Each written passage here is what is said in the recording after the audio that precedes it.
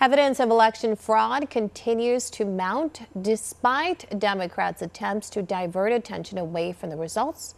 Using publicly available information and data expert analysis, the numbers are coming into focus. One America's Christina Bobb has more.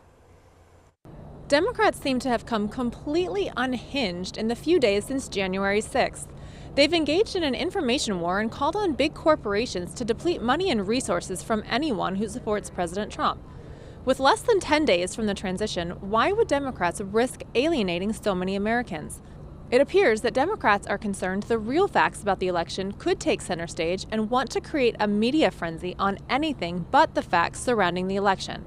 For example, Pennsylvania had over 1.5 million fraudulent votes counted, and the spread is less than 82,000 votes.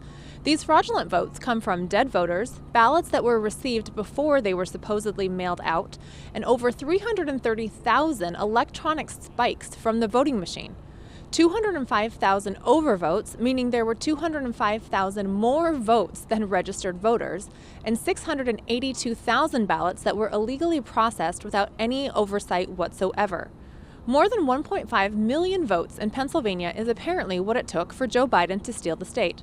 Georgia has a similar phenomenon that Democrats are failing to account for. 66,248 underage voters voted in Georgia. 10,315 dead people voted. 2,500 convicted felons voted. Nearly 200,000 votes were fraudulently inserted into the vote count instantaneously. 4,500 votes come from unregistered voters. These numbers show a clear pattern that a variety of types of fraud occurred in this election and that Democrats are desperately trying to cover it up. They're going to great lengths to change the narrative of the election fraud in an effort to run out the clock to January 20th, 2020. In addition to President Trump's team, many independent groups have completed research on the fraud, and the results are staggering. Totaling across the country, millions of votes were fraudulently covered up, changed, or deleted in favor of Joe Biden. The governors and secretaries of state have actively participated in the cover-up, removing information from their website that is normally easily accessible to the public and depriving conservatives a chance to audit or review the results are just some of their tactics. In Arizona, the final result is only a difference of 10,457, yet 36,400 non-citizens voted in the state.